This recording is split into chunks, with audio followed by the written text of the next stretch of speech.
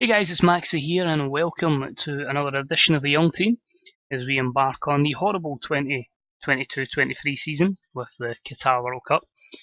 Going to absolutely destroy our preparation with so much fixture congestion.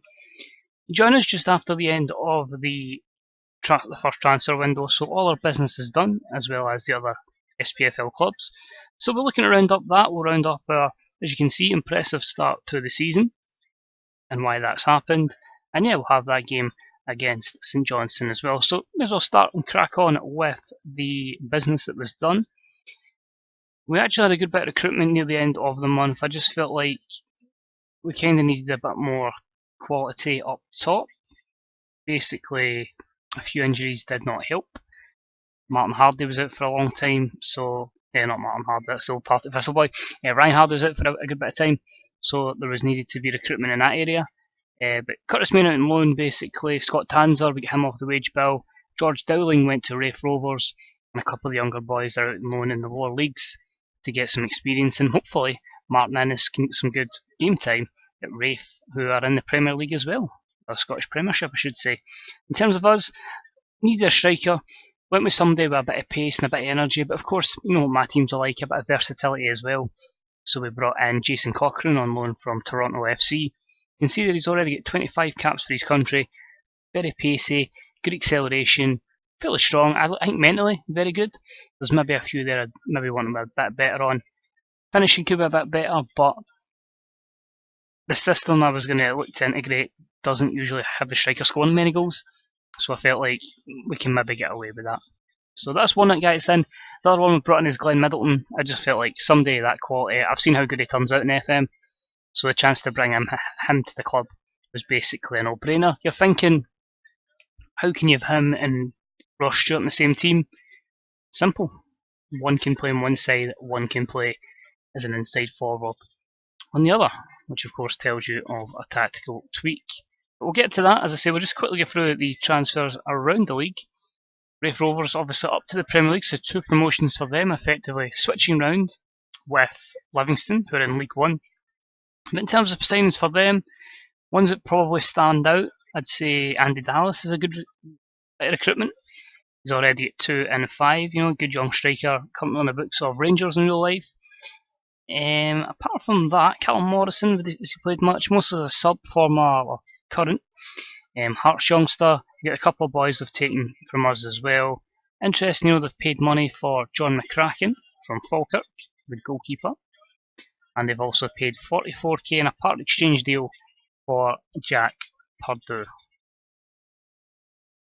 He could be pretty decent. There seems to be a few raw attributes there that maybe won't do it at the top level in the league, but certainly if they go back down, then he's certainly someone that could dent the championship, I feel. That's Rafe. Rangers were pretty busy. A loan deal for Fabian Schär. They also brought in Bilal Basachogliou from Verona on loan. A fantastic signing in Jordi Mbula and a free transfer from Monaco. I think that's a great deal for them. Even if it doesn't work out, they sell him on. They make a lot of money on him. Other good signings in there. Majat Gasinovic on loan from Wolfsburg. You can see their versatility is certainly the key here at Rangers, and another one, just gives them that extra option. Tom Clayton is an iffy one. The reason I say that, he's already out on loan at Falkirk. I took him at Larne, and yeah, he never really played for me, so yeah, there is that. In terms of outs, a couple loans, Aidan Fitzpatrick out to Inverness, Greg Dockery, Jamie Burr-Jonas, all out on loan as well, and the only sale was Oliver Kennedy, this youngster, out to Hearts for nearly a fee of 600 grand. St Johnstone, pretty quiet. Taylor Charters from Carlisle and Will Miller.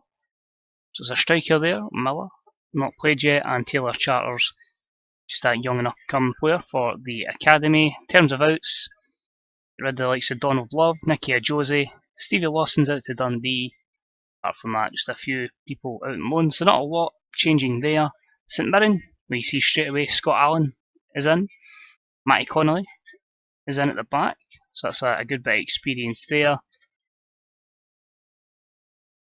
Anthony Elanga. Interesting. Technically, there's a few good attributes. A lot to learn mentally. the physical side of the game, he could certainly be somebody that does a job. In terms of outs, wouldn't say there was anything major done by St Mirren. Aberdeen, Jamie Burjonas in on loan, on a free transfer, sorry. Devante Cole, Motherwell loanee at present, is in. So that'll be interesting to see how he does in Scottish football. Maybe a hint towards a future FM, which I won't be getting, hopefully. Can't wait to not end up keeping that word, but I'll try my best. But yeah, Andre Green in, Sam Byram, Greg Stewart, all good free transfers. Oliver Shenton, I think he's a centre mid. Pretty good player, I've seen him kicking about in a few FMs. So it'll be interesting to see how he does. Sales, well, basically 2 players to us and 2 players to Dundee. Celtic, if we quickly go back to them, Alex Ferrari is in from Sampdoria. Pretty good player. 28 though. I might want a bit better. Thomas Suchek, DM, he's absolutely class. I had him on one of my old saves. I really thought he was a quality player. We've got him on loan from Valencia. Otavio, not too bad. He's already scored against us, but more on that soon. And Benoit Badashil from Everton. Good young centre half, only 21. So he's something maybe to look at in the first season. We could be 17, 18. Somebody to recruit. In terms of outs, Emiliano and Suez away to Nantes. Kieran Clark's out on loan. Lee Griffiths to Philadelphia. Anthony Ralston at Hearts. And Jose Simunovic to Brøndby. Interesting business. In terms of ones we've heard at Dundee, they seem to be recruiting players that have signed for clubs in the Scottish Premiership in real life this year. Joe Newell obviously has moved to Hibs, but he goes to Dundee here. Ash Taylor, back at Aberdeen, is with Dundee here. Other signings, of course, Colin Rosler from us stands out, and of course the previously mentioned Stevie Lawson. Hamilton, Nicky Devlin is in. Marvin Johnson. Wow. But interesting one here, the one that catches my eye straight away is Thierry Ambrose. He could be a very good signing for them. Former, I don't know if he's quite a wonder kid, but he was very good in years gone by. And Hearts, big money spent by Hearts, 3.9, although they did recruit that with young new gen Colin Curry going to Chelsea. But in terms of that, let's see who stands out. Straight away, I had him at Larne and he was fantastic. Josh Bowler. If they play him, I expect him to be absolutely sensational because he was really good for me. And that includes a run in Europe as well, so that's someone to keep an eye on. Certainly is Josh Bowler. Contract's a bit too high for us to even consider a bid down the line. We already know about Apo Halme, Ennis Cameron, as I'd mentioned before. This player here, goalkeeper, Karel Jacob Hein. So he's going to be the number 1 goalkeeper and loan from Arsenal. That's where the money's been spent. Colin Odetayo. Whether he's worth the money they've paid remains to be seen. He's young.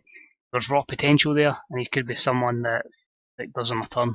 So that's a wait and see. No one else that really stands out in terms of the outs. Bobby Burns to Kelly, Connor Smith out to Livingston. That's about it. Hibs are relatively quiet. Dwayne Holmes is pretty decent, but the experience, he's been about the block a bit. So bringing him in. Dylan Levitt from United. Wow, he's actually turned out really good in this one. I'd say for the SPFL level, Scottish Premiership, that's a very tidy loan signing. Liam Coyle, I had him as Larne as well. Never really kicked on for me, but looks a lot better in this. At least you can see the market I target at Larne. Been released to a big club.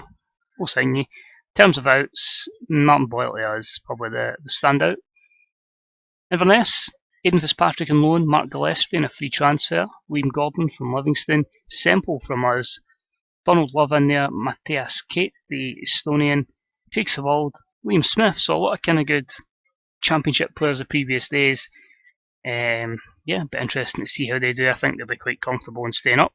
As I said, on 12th place, but quite confident they'll do well. So moving on, I did say I was wanting to try my Larne tactic. You're damn right, I put that straight in. Now the results have been impressive, but matches kind of leave it a lot to be desired. So that's what we're playing at this moment in time. Just basically, I looked at what Pep was playing at Man City, got tiki-taka in this, and then just kind of moved the roles about. So after that Hearts game, 2 Konakis, young new gen striker Scott Thompson with a double, so that was good. Unfortunately, he's now injured, so pain in the ass, but good to get him 2 goals, bit of confidence to start the season. Match against Inverness was pretty eventful. An early lead for Chrissy Cadden. Tom Walsh with the equaliser for the visitors, getting into the back post behind his man.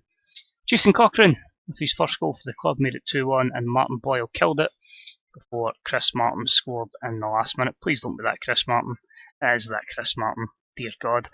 Raith Rovers was tricky, but pretty much the same as the Larne save. Because the inverted wingbacks push that far forward and always shoot from distance, 20 yards out, they get goal from Mitch Clark and are in the back of the net. Unfortunately, Charles Dunn decided to get himself sent off, which left us a bit short-numbered for playing against Celtic at the back. It meant basically Cadden had to play right back and we had to play Mitch Clark in the middle. We actually took the lead. Glenn Middleton put us 1-0 up, but Celtic equalised within seconds through Bio. Went 2-0, and then Otavale made it 3-1. We pushed at the end. Cochrane, Brophy are positive players to bring on, attacking players to bring on. At the end of the day, just wasn't to be good enough. So we'll kick on. We have St Johnstone. I'll go straight in because the team's already picked out. St Johnstone have got the better on us so far in the save. However, at this moment in time, we are 4 points clear, so we could have a good little gap over them in this particular match. Few people struggling with fitness, but it's basically injuries have kind of caused certain people to come in. So you can see there, Pop keeps his place in goals despite a previous error. He's started to come back a little bit. Taylor, Dunn, Halkett and Clark at the back. Campbell sit in front. Middleton on the left. Flanagan playing beside Cadden. So he'll try and drive us forward. Flanagan will sit and play passes about.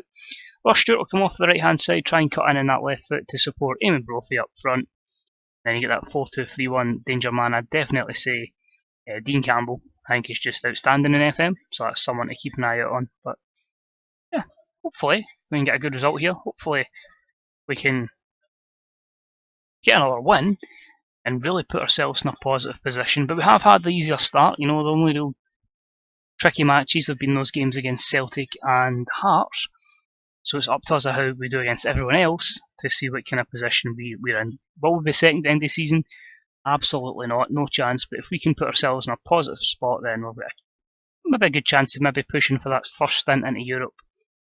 Get the reputation up, get the money in the door, and then hopefully from there you can start recruiting better players, and then you can start taking those next steps.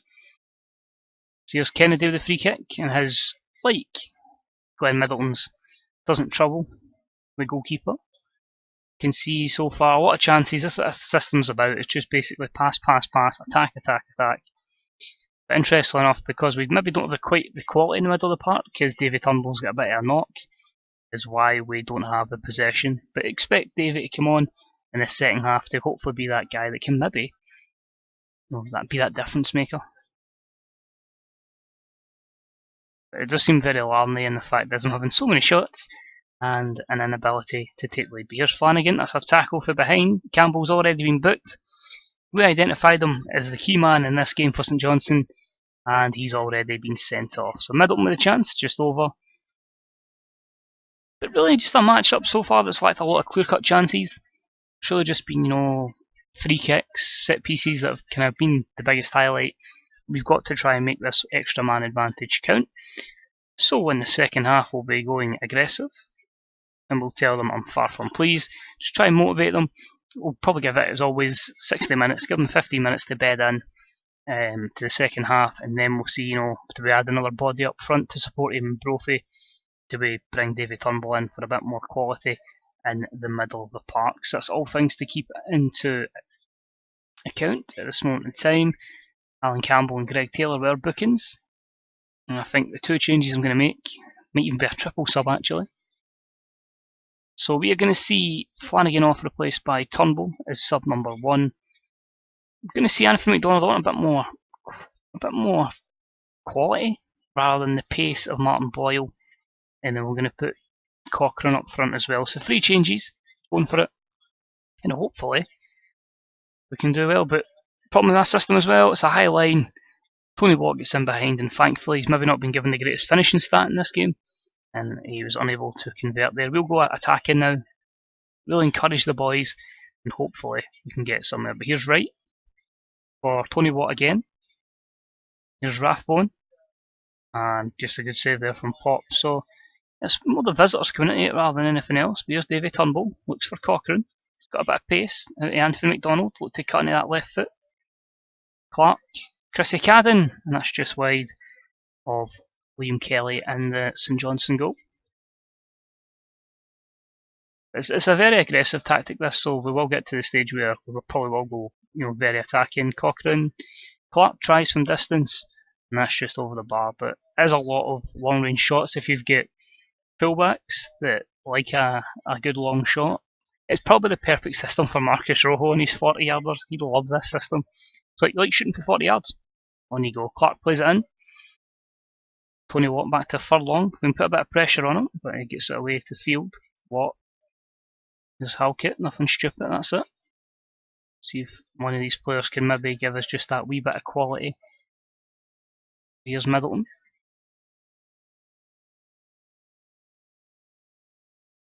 Clark, good. You've got McDonald out there if you want him. Cochrane, and that's just over the bar as well. But some good patient build-up. Good use of the ball, but unfortunately the composure in front of goal remains to be an issue. So I feel it's a system that would probably suit Ryan Hardy quite well. But Bruce Anderson's in, and Pop with the save. So it can be a dodgy system defensively, but you certainly get your chances, that's for sure. Jay Wright, that's caught by Pop. Can we counter? He's got fullbacks. Well, the centre half actually spread really well there, but unfortunately we don't get a counter. And is this going to be another live comm that finishes 0-0? We'll push forward, they're very attacking. Nearly getting 30 shots, which is crazy. But again, when you're 30 shots to 8 and you're 0-0, there's still a wee fine tuning that has to be done. Clark heads it away, but I think that's it. Yep, 0-0. So it's promising. We have only lost one game, but it kind of gives you an idea that this is still a massive work in progress.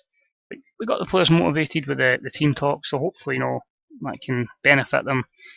Get into a very tricky away game coming up away to Hibernian on the 17th. Well, we'll look and see what the rest of the results were around the league. Hearts losing 2-0 to Celtic, Rangers defeating Inverness by 3-0, and Aberdeen with goals from Milne and Trevor Clark against St Mirren and Mark McNulty. Promising thing is, last year we were struggling at the start and we were like, oh god, are we going to go down? We've already got a wee 7-point cushion over Hamilton and a 9-point cushion over Inverness, so that's a positive. Even 4 points clear of Rafe, who've started well in 7th.